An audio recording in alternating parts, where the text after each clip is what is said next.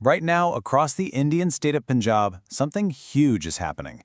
Thousands upon thousands of tractors are blocking highways. And no, this isn't some kind of parade. It's a massive, coordinated protest. We're looking at a major standoff between farmers who are fighting for their land and a government that's dead set on pushing through a really sweeping new development plan. So you have to ask, what is actually going on here? Why are so many farmers willing to bring the state to a standstill? Well, the answer really boils down to a fundamental clash.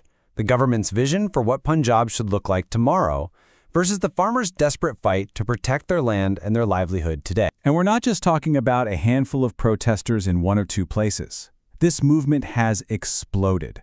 It's active in over 100 villages all across the state. A number like that tells you this is a deeply organized and deeply felt opposition that's coming straight from the ground up. Okay, so to really understand these protests, we need to dig into the policy itself.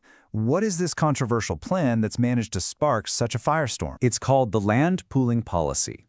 Now, on paper, it sounds, well, collaborative, right? Instead of the government just buying up farmland, owners get to be partners in whatever new development is planned for that area. But the real fight, the core of this whole dispute, is about what that partnership actually means in the real world. And this slide right here gets to the absolute heart of it. You've got two completely different realities. The government is framing this as totally voluntary and, essential for modernizing its cities. But the farmers and the opposition, they see it as a coercive land grab, plain and simple. For them, it is an existential threat to their way of life. And the stakes here are just immense. We're talking about 65,000 acres of land. To give you some perspective, that's an area bigger than the entire city of San Francisco. The outcome here is going to directly affect thousands of families and really the entire future of farming in Punjab. Now, what's really interesting is how this opposition is being fought. It's not just street protests. This is a highly strategic three-front conflict, and it's designed to put the maximum possible pressure on the government from every single angle. So front number one is the direct action you see on the ground. You have this united front of incredibly powerful farmer unions like the SKM and BKU, organizing these huge tractor marches and protest sit-ins. They've even gone so far as to ban ruling party leaders from setting foot in their villages, which is a hugely symbolic and powerful act of defiance. And listen to the language being used here. When opposition leaders call this land loot, that's not just a disagreement over policy, that's framing it as a criminal act. It's a really emotionally charged phrase, and it's absolutely designed to stir up public anger. The second front is the political one. Here you have opposition parties throwing gasoline on the fire.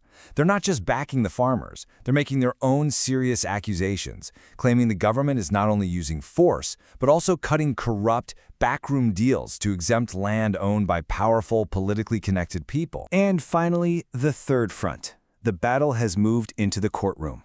There's a legal challenge in the High Court arguing that this whole policy is flat out illegal.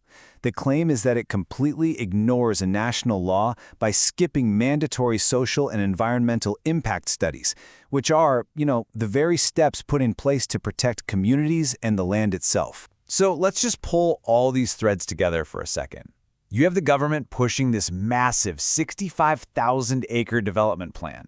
And on the other side, you've got this incredibly coordinated opposition hitting back on the streets, in the political arena, and in the courts. It all comes down to this fundamental clash over land rights and consent. Right now, there is just no middle ground in sight. So, with this three-front battle absolutely raging, all eyes are turning to August of 2025. This next month could literally decide everything. You can just see the clear path of escalation here. It's like a pressure cooker. First, the High Court weighs in on August 19th. Then, just 2 days later, a huge political rally. And it all builds to the 24th, when the farmer unions have threatened another massive rally if the government doesn't back down. Each event just keeps raising the stakes for the next one. Which brings us to the one final massive question at the heart of this entire standoff.